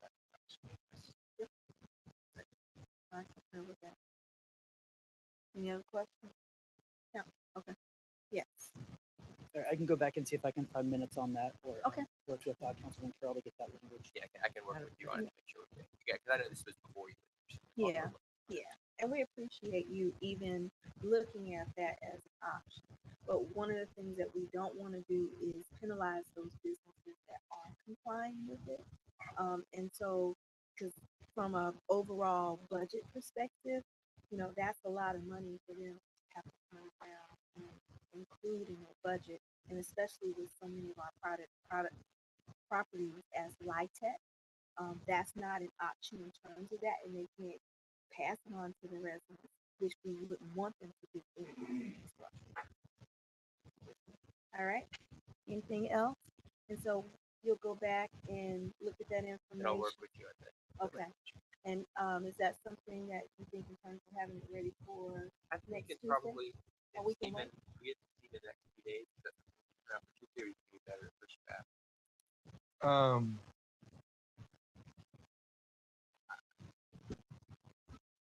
I guess it depends on, when you get it to me and how complicated it is. It But, really would just be the conditions that I talked about. right. They don't do one of those three things. It's not 100%, but they do. Yeah, I mean, it seems pretty straightforward. Okay. All And right. even if we do need to push it, renewal season has already started. So most of the apartment complexes have already submitted, so this won't have much of Right, effect this on would be till this 2026. final year anyways. Okay. All right. Thank you, Ms. Clifford. And so with that, we will move to F, which is to discuss. Oh, I'm sorry. Public comments. Okay.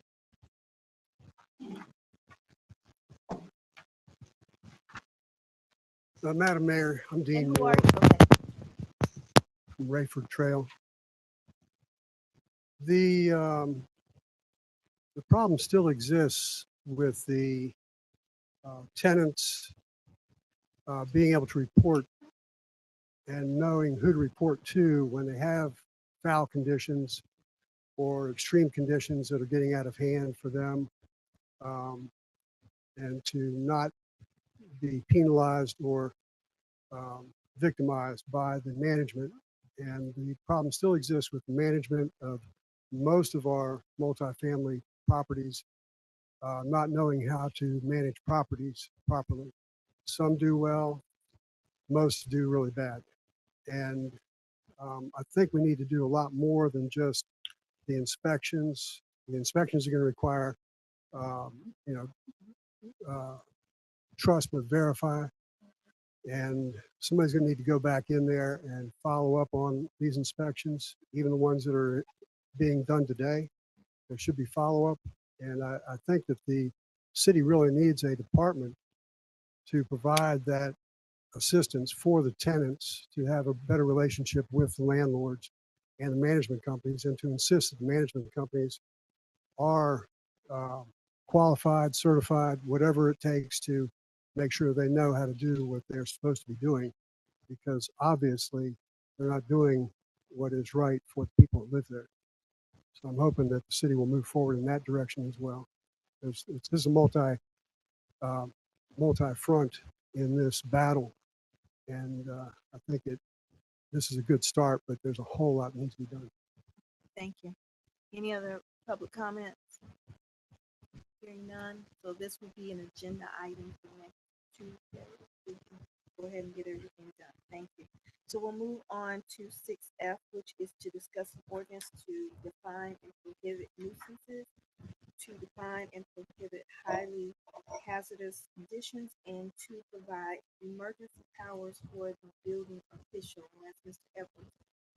Right, thank you, Mayor and Council. So on this one, the city's ordinances do not currently define nuisance. So the first part of this text amendment is to define nuisance, and that definition is proposed as: nuisance shall mean any condition, act, or occurrence that results in annoyance, harm, inconvenience, or damage to another. And the fact that the act or occurrence may otherwise be lawful shall not keep it from being a nuisance. And that's a definition that we stole from the city of Atlanta. So this is how the city of Atlanta is also enforcing a similar rule. And the second part of this is to declare conditions that are highly hazardous, which means there's an immediate threat to life or property. And on that, we're requesting that the building official be able to inspect the site and deem it highly hazardous. And at that point, we could find the person or the property owner immediately, as opposed to waiting the 10 days to find them. And hopefully we can start getting remedial efforts a lot sooner on properties. And with that, I will turn it over to the mayor and the council for questions. Okay. And to that point, do we define who the building official is? I do believe the building official is listed in the code. Yes. Okay. And on that, I know that this is a code from the city of Atlanta as well. They have the code enforcement director do it, but from a legal standpoint, my preference was to have the building official, because they're licensed to tell you what's structurally sound and what is not. So I think working with Larry and his team currently, I think this would make a lot of help with the city. Any other questions from the council? I just want to make sure that Stephen has approved this legally, that we can find immediately, or their due process issue there. Well, it's not that there wouldn't be due process. I mean, what we're doing is taking out the step where we give them a warning in 10 days to fix it because it's so bad. So they would still have their due process in court before they got fined. And yes, I did review, revise, and approve the ordinance. Any other comments from the council? Any comments from the public? Okay, yes, Councilwoman Hood. Yes, if we identify something as highly hazardous and they need to fix it immediately, what about the people who are occupying that property at that time? I haven't read the whole ordinance, but what would be the city's responsibility or the property owner's responsibility for protecting somebody who is living in something that we have identified as highly hazardous?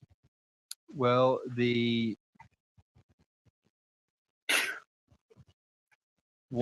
one aspect of this ordinance is to give the building official the authority to declare that a building is not fit for human habitation and needs to be not occupied. So I think that is the first thing that comes to mind in response to your question.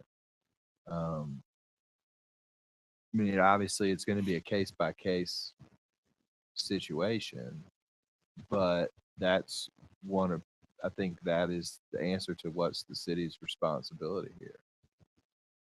So would something that's identified as highly hazardous condition automatically lead to it being uninhabitable?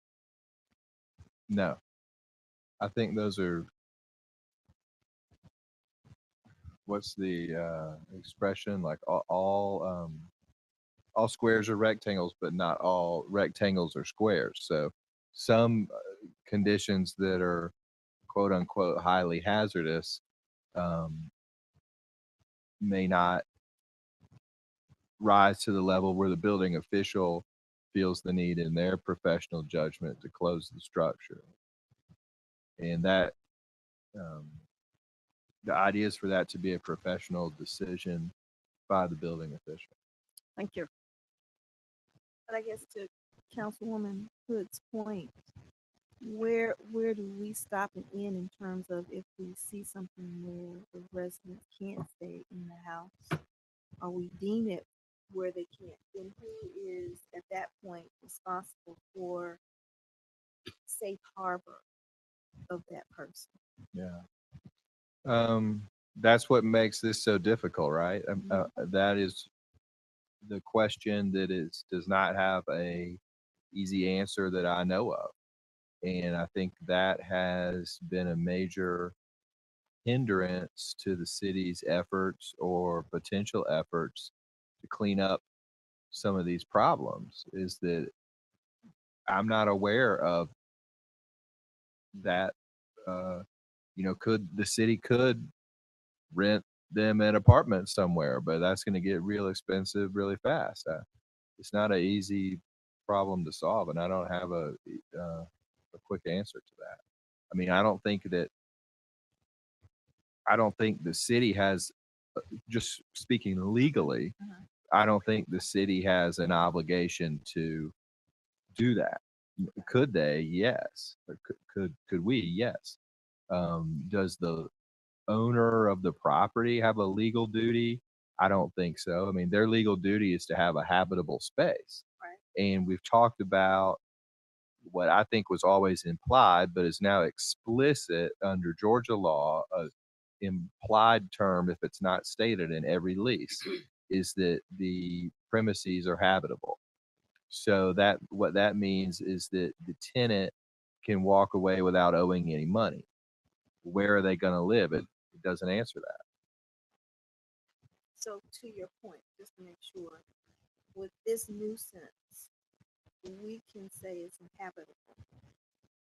The tenant can then get out of the lease with the property owner. And so that's their recourse in terms of finding somewhere else or the option to find somewhere else and not have to be burdened with the cost. Because the other reason why I'm bringing this point up is that many of our residents are refugees. They catch the bus, and the bus is based on the number of people who are in that area. So if they're forced to go somewhere else, that may impede their ability to work as well. Yeah. So, but that's something else, but we just need to be clear in terms of our role, what they have in terms of the resident versus the owner of the property and what has to transpire. Yes, I agree with what you stated, Madam Mayor, that the building official's finding that a premises is uninhabitable would be extremely strong evidence to support not paying the rent and a defense if the landlord tried to legally make them pay the rent. I think there's a lot of opportunity for education there for our tenants to let them know how that would work. And so to that point, is that something staff to provide that type of information in terms of the process? Was that something that we could do in terms of saying, hey, first of all, you gotta do a report in writing to your owner. That doesn't happen, go to code enforcement, because we talked about this in the house before. And then the next steps and recourse and then resources for that as well. Is that something that we could do?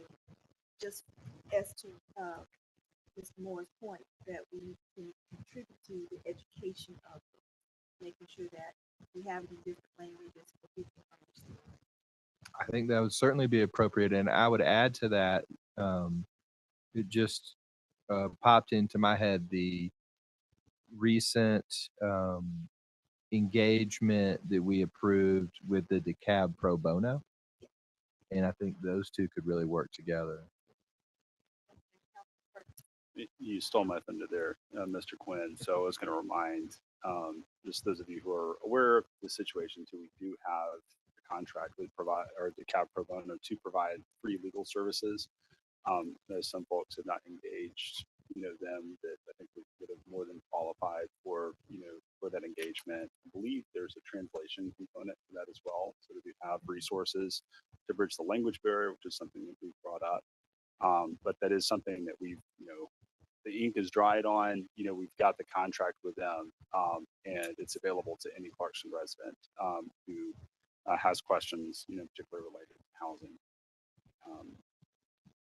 So the only other comment I would make, I think, some of the conversation on providing additional support, I mean, that's a much larger conversation. If we want to do that as a city, I think it's certainly something that we can support or can explore.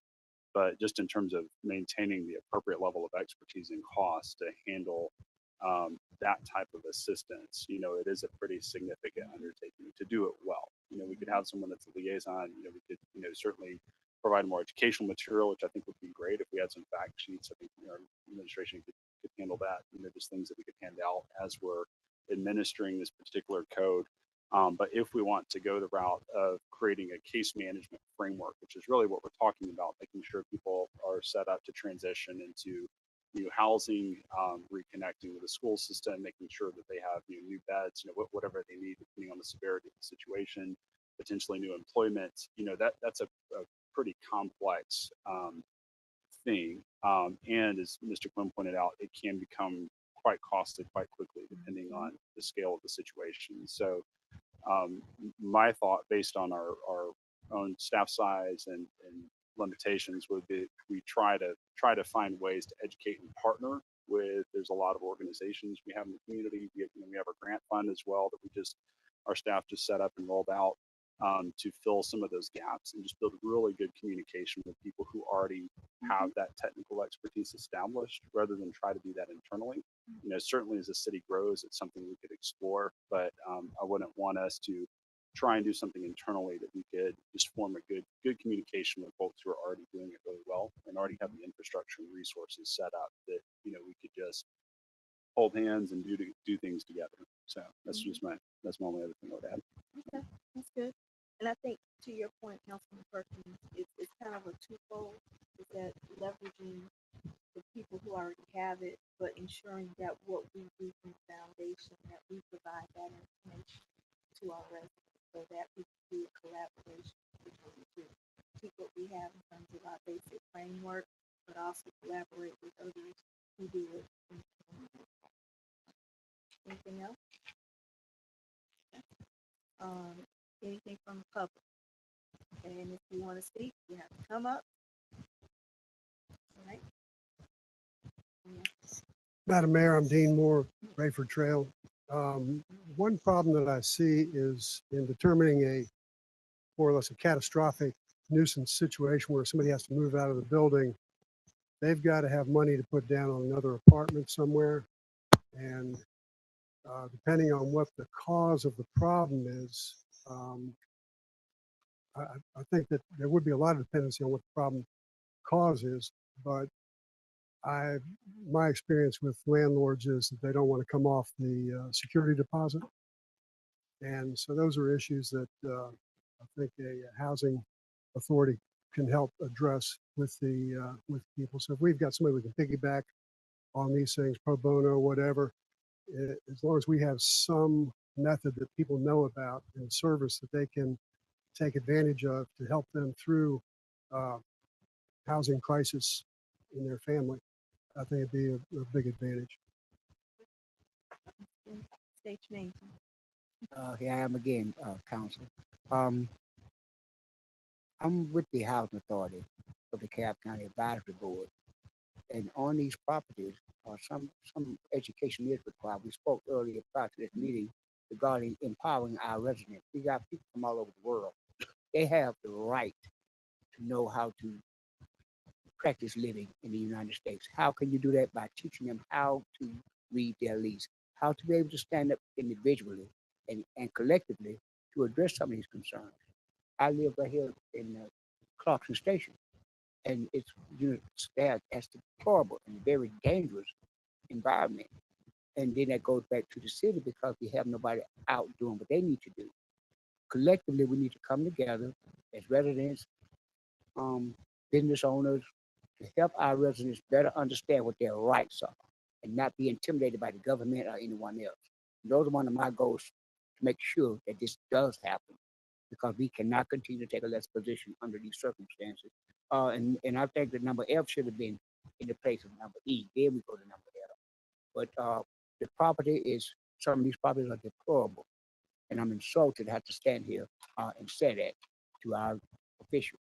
And I won't say it again. We want to come together and solve this problem.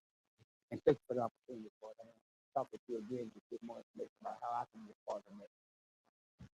Thank you. Thank you. And state your name again, Mr. Kendrick.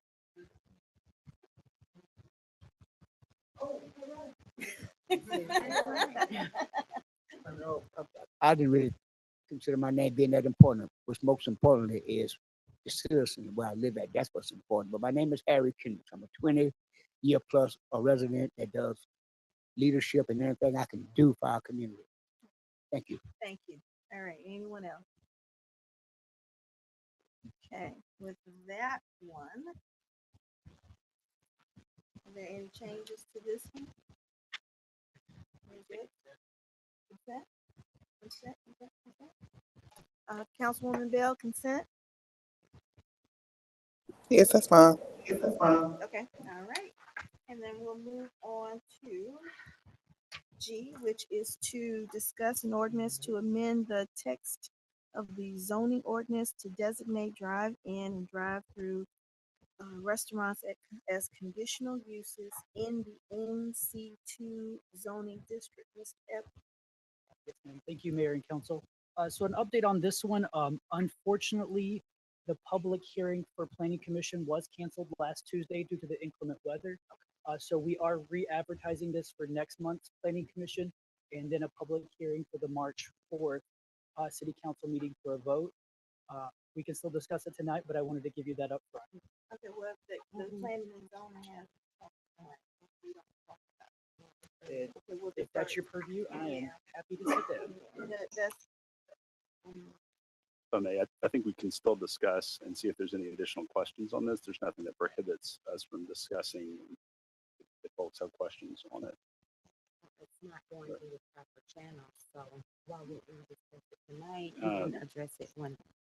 Madam Vice Mayor, I would respectfully disagree. I think, the stated language for submitting a text amendment is that the city manager will bring a report back to council within 30 days. There's nothing that indicates whether or not it can be discussed. I do understand that I believe there is a public hearing that's necessary, which would be procedurally required. But I don't think there's anything that prohibits us, especially because this is a public meeting. It was advertised, it's on the agenda, from having a conversation about it.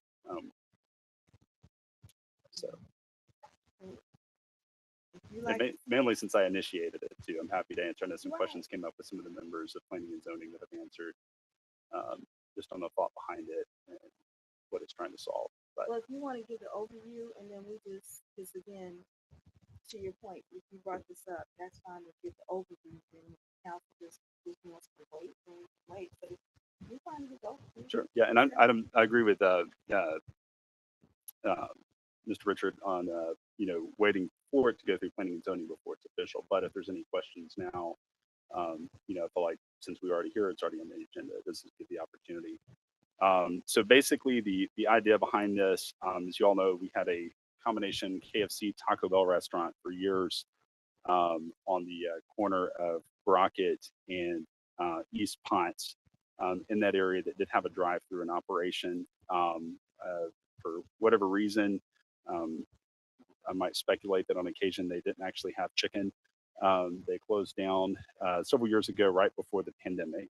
And then another business was trying to open up and use the drive-through as a part of their business model, and realized that they weren't eligible to be grandfathered in and weren't able to submit a conditional use permit for that particular use to be approved, even though the infrastructure was already there, parking, everything else, in order to have it. And so in order to provide them an opportunity to make their case, but then also make sure that we were thinking more broadly for other businesses, suggested that we set this up as a conditional use permit, something where the code would allow you to apply for a conditional use permit within the NC2 zoning district. Again, that doesn't mean that we have to, it's going to make sense for every location within NC2, which is part of the conditional use permit. It kind of creates a, hey, we can always say no if we need to, if we don't feel like it actually fits the area. But it also opens the door up for more than just one business to have the opportunity to make their case for it if it has doesn't have a negative impact on the area. All right. That was the overview. And so for this particular item, the public hearing will be, when is the public hearing? March 4th. So we won't vote, it won't be on the March work session, April council. Is that correct?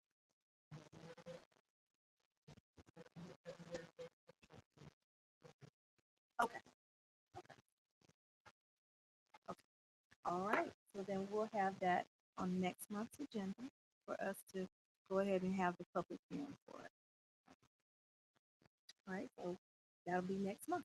It'll be the first. Thank you. Good. Any comments? Okay. All right. We'll move on to the next item, and that is to discuss a resolution appointing the DeKalb County Board of Registration and Elections to conduct the cities of Clarkston's 2025 general municipal election. And that's Ms. Mitchell, but Ms. Mitchell isn't here. So Ms. June, are you doing it for us? Oh, she's on? Okay. All right. Hey, Ms. Mitchell. Good evening. This item is just as you stated, an agreement for DeKalb County Elections Division to conduct the November 4th, 2025 election. Back in November of 2013, the city did put in place an agreement for the elections division of DeKalb County to have their staff, equipment, and their expertise conduct the city elections. So this is just for approval. Right. Okay. This is standard for Yes. us. Yes. Okay. All right, any questions? Hearing none from the council, do we have any comments from the public? Hearing none from this consent agenda? Okay, all right, thank you, Ms. Mitchell. And then the final one is I, which is to discuss the proposed Downtown Development Authority's boundary map as recommended by the DDA, and that's Mr. Edwards.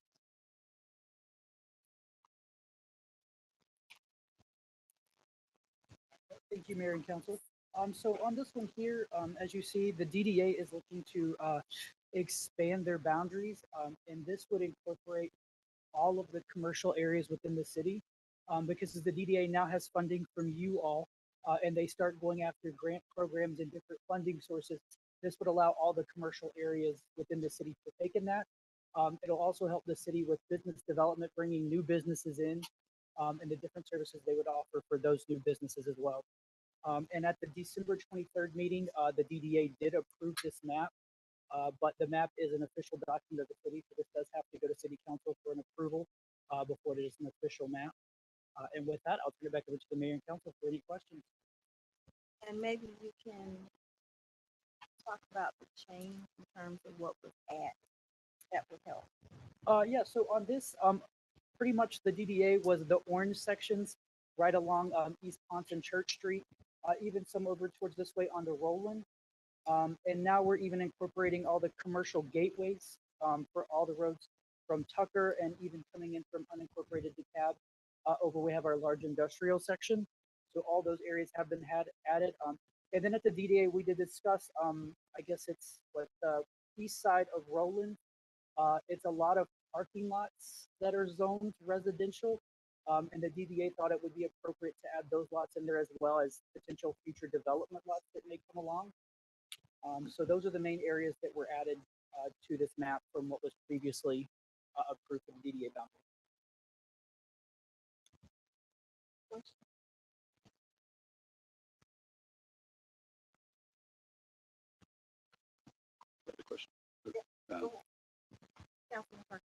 Thank you.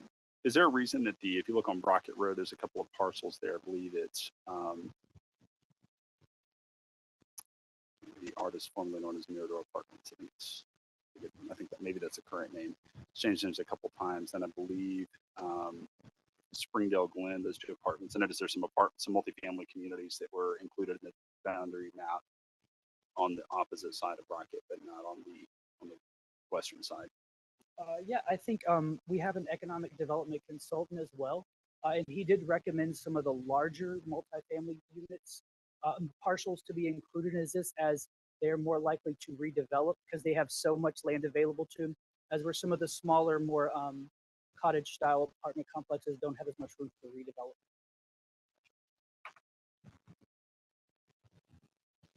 That was in particular a couple on Montreal that are close to what we call this.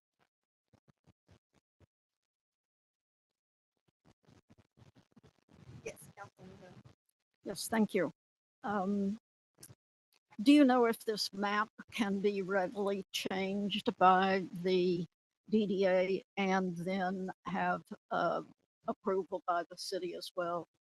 Or any reason that in the near future it could not be changed if there was a desire to do that? It is my understanding that you all can change this map as often as you would like, but I also defer to the city attorney just to verify that. Yes, I'm not sure if you were asking a technical question about the map, but the legal answer is that under the state law, the city council has the authority to set the boundaries of the DDA area, and that those can be changed as often as the council wants. Thank you. And then one other thing, it might be helpful on where it says zoning designations, and those are shown in color. I think it'd be helpful if we actually used the name of that zoning district, like in our So use the abbreviated NC2, etc., because that's if somebody were comparing this with the zoning code, it would be a lot easier to have that designation in addition to the text. Thank Yes, you. ma'am, we can make that adjustment. Any other questions? From the community. Any questions from the community? With this, do you want this consent and you want to have additional review or?